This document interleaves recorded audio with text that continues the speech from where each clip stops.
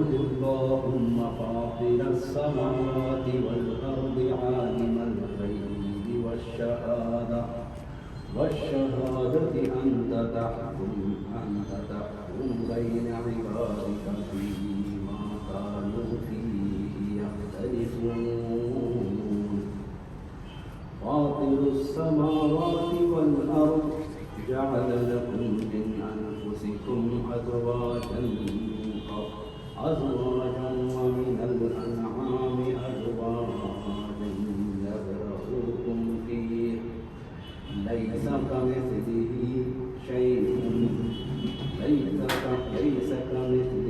شيء وهو السميع البصير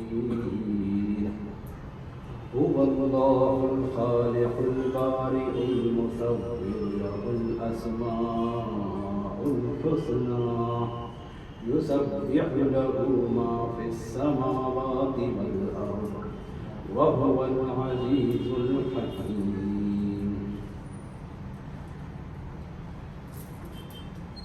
ان پیغمبروں نے کہا کیا اللہ کے بارے میں شک ہے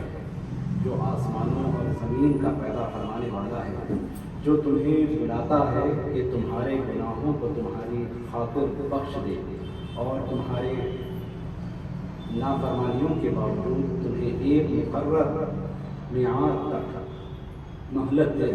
رکھتا ہے۔ وہ کافر بولے تم تو صرف ہمارے جیسے بشر ہی ہو، تم یہ چاہتے ہو کہ ہمیں ان بتوں سے روک دو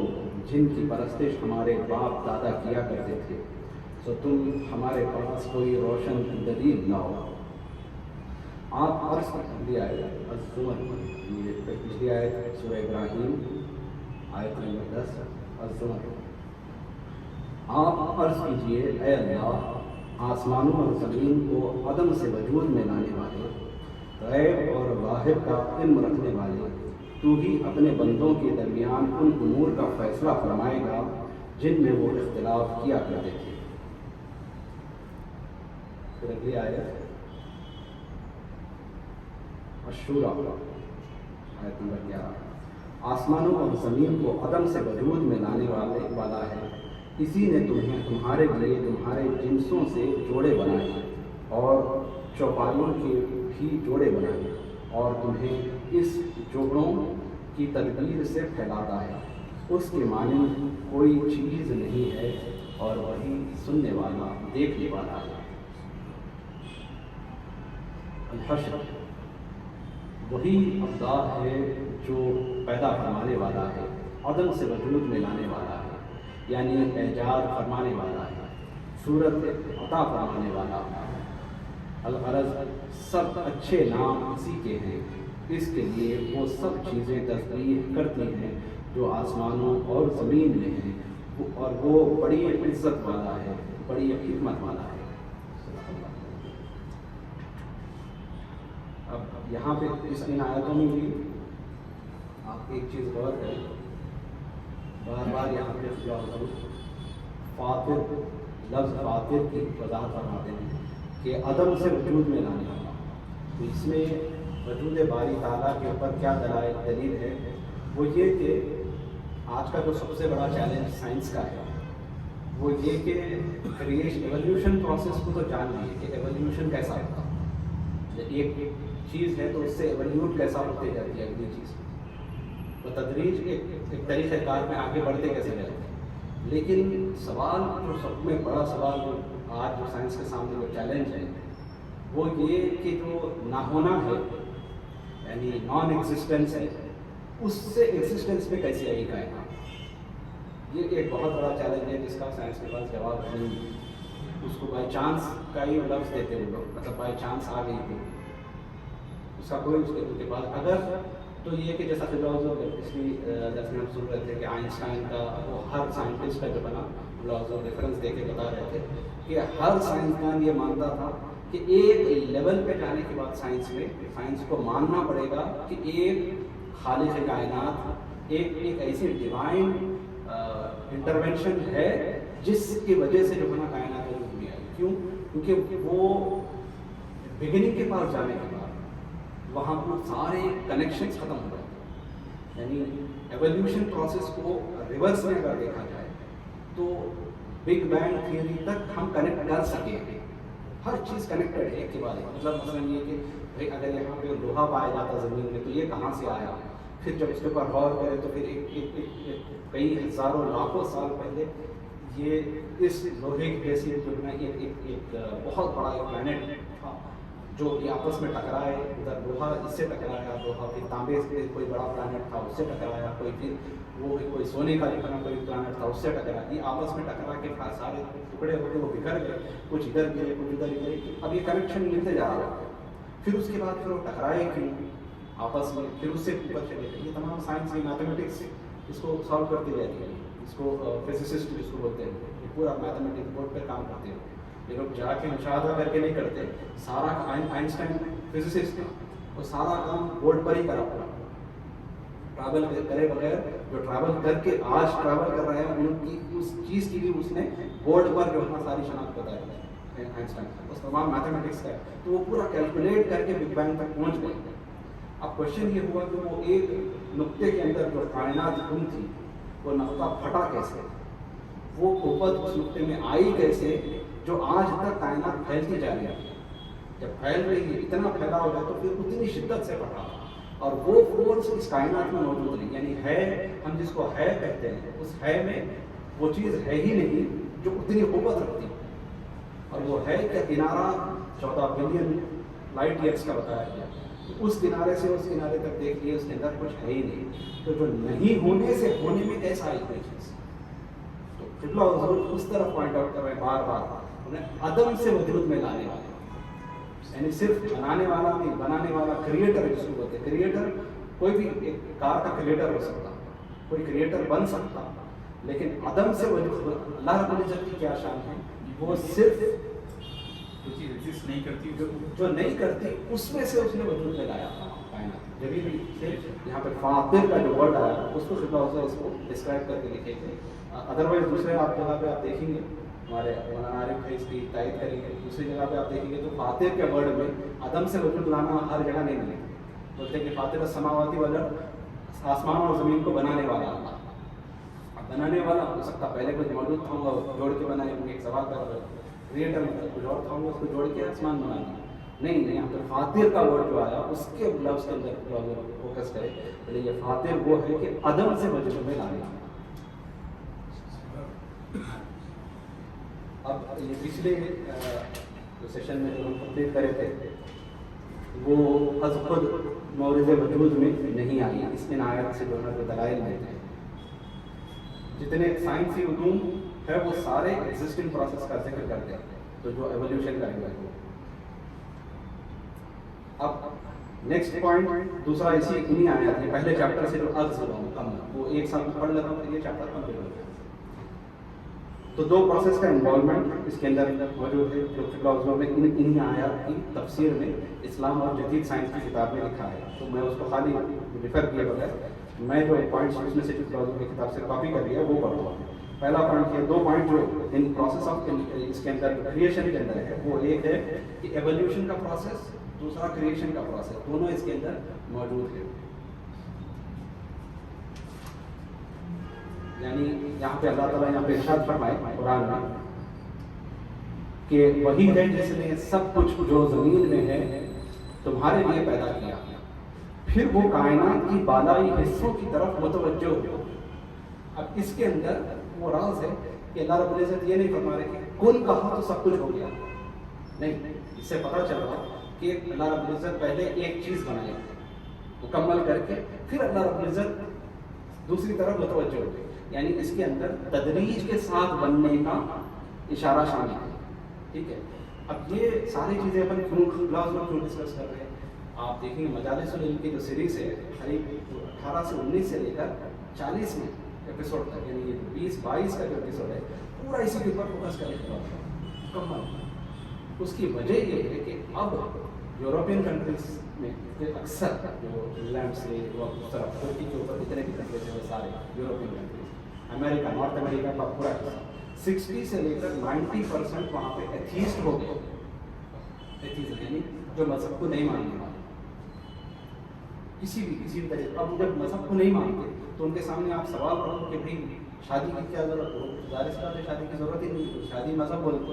शादी की कोई ज़रूरत नहीं होती। फिर उनके सामने कुछ और रखो, वो भी जायज़ है, ये भी जायज़ है, मतलब हर किस्म की जिनसी बेहयाई जायज़ है, वो हर चीज़ अब उस पर आ गया। तो इसलिए प्रॉब्लम उसके ऊपर फोकस करें। बोले अब साइंस को वो उसकी सिर्फ वजह ये है क्योंकि वो जो बाइबल के जो ट्रांसलेशन जो थी वो साइंस से मेल नहीं खाती थी, उसकी वजह से एथीज़म निकलेगा। अब मुसलमानों में भी ये चीज़ आना शुरू हो गई। 30% अरब कंट्रीज में भी है, आज का रेशो आप देखिए 2017 का रेशो है, ऑलमोस्ट 30% अरब कंट्रीज में भी एथीस्ट की तरफ जा रहे हैं। परसों थोड़े दिन पहले एक मिनहाजुल कुरान के लोग थे, उनका एक सवाल आया कि उनके लड़के के दोस्त का ये हाल हुआ कि उन्होंने इस्लाम छोड़ दिया, मुसलमान थे। उनके दो सवाल थे, उसका जवाब मुझे कहीं नहीं मिला मेरे को, मैं छोड़ दिया। एक सवाल अब वो तवील है, वो डिस्कशन बाद में। दूसरा एक मेन ये है कि ऐसा कैसे हो सकता है कि जो है अल्लाह रब्बुल इज़्ज़त नॉन मुस्लिम्स को जो इस्लाम पर नहीं मानते उनको आज़ाद है, जबकि हो सकता है कि उनके पास इस्लाम का जो है ना कुछ पैगाम नहीं था, उनको पता ही नहीं था इस्लाम क्या है। और आज के लोग जो अक्सर देखेंगे तो उनके पास इस्लाम मैसेज तो आज के लोगों के पास है नहीं। तो उस सवाल के बिना पे वो और एक दूसरा सवाल है, तो दो चीज़ों के ऊपर वो शांत होते हैं, दो सवाल को हाईलाइट करके बोले। लेडी थी उनके बेटे का, बेटा भी सुन रहा हुआ, वो मौलाना के सामने बोले थे नाली कुरान के भी वहाँ। तो फिर उन्होंने खैर उस पर जवाब थोड़ा सा सरसरी तौर पर देखने में लेक्चर चल रहा था, गुजर गया। तो फिर मैं वही सीरत रसूल से जो है ना इसी टॉपिक पर क्या लिखा उस पर देखी, तो मुकम्मल उसके ऊपर तहकीकी आपका जो था उसके ऊपर पूरा मेंशन कर दिए मुकम्मल। उसको बोले कि ऐसा है नहीं, ये एक नई चीज़ जो उस पर नाजीब होते, जो इंसान बगैर उसको दावत नहीं पहुंचा और वो फौत हो गया तो वो नाजीब होगा बगैर उसके ऊपर अल्लाह रब्बुल इज़्ज़त के उसके ऊपर आयत पढ़ते इमाम शाफ़ी इमाम अहमद बिन हंबल सबकी जो है ना उस पर दलाइल होता है, वो लोग आयत ये पढ़ते हैं कि अल्लाह रब्बुल इज़्ज़त किसी के ऊपर जुल्म नहीं करता। यानी अगर उसको दावत नहीं पहुंची और हुक्म ये है कि अगर दावत नहीं पहुंची तो उसको ख़त्म भी नहीं कर सकते। जंग के दौरान जंग का जो मामला है, दावत अगर करने नहीं पहुंची उसके ऊपर ये हुक्म है। और उसके ऊपर अगर कर दिया जाए तो फिर मुसलमानों के साथ जो उसकी जो मामला है अगर कर दिया तो उनके हक को हक में मतलब उनको खून का जो है हक अता देना होता है, तो वो जिस तरह से मुसलमानों का प्रोसेस है वही प्रोसेस हम देता है सीरत रसूल के ज़बान में फर्स्ट वाले में पूरा तो खैर बहरहाल बताने का मकसद ये है कि अगर ये चीज़ टेक्नोलॉजी जो कर रहे हैं ये ना करें तो हमारे अंदर भी जो है ना मतलब क्या ज़रूरत है भाई, साइंस के अंदर क्या ज़रूरत है, क्या इतना देखना ज़रूरी है या नहीं, उसके ऊपर जो है ना कुरान खुद गवाह है, अल्लाह ताला खुद हर बार ये जो रोशनी डाल रहे कि अक्ल वालों के लिए निशानियाँ हैं, यहाँ पे जो फरमाया कि अक्लमंदों के लिए निशानियाँ हैं, इसमें यही कुछ फरमाया कि बेशक आसमानों और ज़मीन की तख्लीक में, रात दिन की गर्दिश में और इन जहाज़ों कश्ती में समंदर तरीके लोगों को नफ़ा पहुँचाने वाली चीज़ें उठाकर चलती हैं, इसमें इन तमाम चीज़ों में अक्लमंदों के लिए निशानियाँ हैं। यानी ये अक्लमंदों को उस तरफ गौर करने की फिक्र दी जा रही है, कुरान को दे रहा है। नंबर एक। दूसरा पॉइंट एक बहुत अहम वो ये है कि क्या सिर्फ अक्लमंदों के लिए सवाल होता है, अक्लमंदों चलो वो साइंस के लिए हुआ, जो साइंटिस्ट लोग हैं उनके लिए हुआ कि ये सब चीज़ों पर गौर करें। हम तो इबादत गुजार लोग हैं, हम महफिलें वाले, हमारे लिए भी है क्या हुआ, एक सवाल होगा। यहाँ पर हम लोग का तर्जुमा देखिए कितना प्यारा तर्जुमा है, बेशक आसमानों और ज़मीन की तख्लीक में और शब व रोज़ की गर्दिश में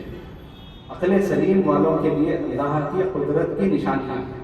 फरमाया अक्ल सलीम ही फरमाया। अब उसको डिटेल में आयत फरमाती है, ये वो लोग हैं अक्ल सलीम वाले कौन हैं। अब इसमें ब्रैकेट्स भी इस्तेमाल करें, जो सरापा नियाज बनकर, ये इतना ही था खड़े और सरापा अदब बनकर बैठे और हिज्र में तड़पते हुए अपनी करवटों पर भी अल्लाह को याद करते रहते हैं। यानी अहले मोहब्बत की बात है, अहले मोहब्बत भी इन चीज़ों में जो साइंस का जो नेचर है इसके अंदर गौर फिक्र करना चाहिए, शायद से इसमें करना चाहिए। करके क्या करते हैं वो लोग, ये वो लोग हैं जो सरापा नियाज बनकर खड़े और सरापा अदब बनकर बैठे और हिज्र में ہجر میں تڑپتے ہوئے اپنی کروٹوں پر بھی اللہ کو یاد کرتے رہتے ہیں اور آسمانوں اور زمین کی تخلیق میں کار فرما اس کی عظمت اور حسن کے جلووں میں فکر کرتے رہتے ہیں، پھر اس کی معرفت سے لذت آشنا ہو کر کار اٹھتے ہیں۔ اے ہمارے رب، تو نے یہ سب کچھ بے حکمت اور بے تدبیر نہیں بنایا، تو سب کوتاہیوں اور مجبوریوں سے پاک ہے۔ یہ اہل محبت بھی اس کے اندر غور کرنا، مطلب یہ ٹاپک جو ہے نا ایسے ہی نہیں ہے نیو جنریشن کو لبھانے کے لیے بننا، یہ چیز الحمدللہ اہل محبت کے لیے بھی لازمی اپنا واضح طور پہ بیان کرے۔ یہ اور یہ بس یہ 2-3 چیپٹر میرا خیال ہے کہ یہ ساری کتاب کا یہ کتاب جو ہے اس کا نچوڑ ہوگی انشاءاللہ، اور آگے ایک ایک آیت کو لے کے اپن کوشش کریں گے کہ اس کے اندر اور روشنی ڈالیں گے انشاءاللہ۔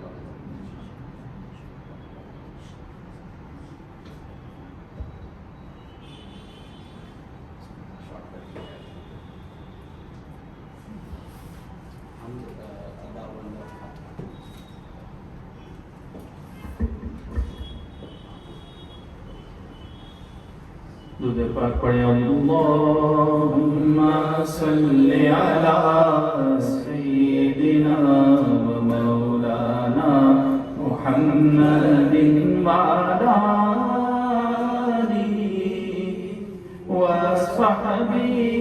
وبارک وسلم۔ اللہم صلی علی سیدنا مولانا محمد خودی کا سر نہاد لا الہ الا اللہ لا الہ الا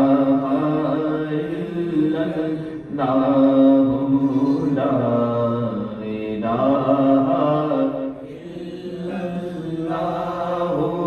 لا الہ